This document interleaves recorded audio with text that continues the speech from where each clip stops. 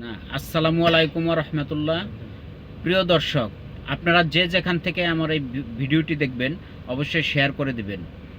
অত্যন্ত দুঃখের সহিত জানাচ্ছি যে মাইলস্টোন স্কুলের উপর বিমান বাহিনীর যে প্রশিক্ষণ বিমানটি আছড়ে পড়ল, ওই দিন মাইলস্টোন স্কুলের আশেপাশে এবং সামনে যে সমস্ত দোকানগুলি ছিল তারা 2 লিটার পানি 600 টাকায় বিক্রি করেছে এবং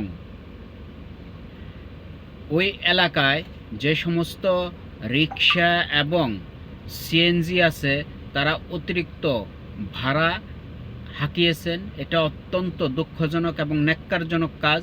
মানুষের আপদে বিপদে যারা সুযোগ বুঝে সদ্ব্যবহার করে তাদেরকে অবশ্যই আইনের আওতায় আনা হোক সঠিক তদন্তের মাধ্যমে।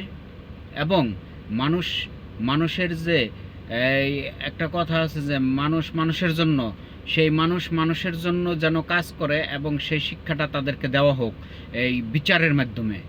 আমরা এর সঠিক তদন্ত এবং বিচার দাবি করছি ইনশাল্লাহ।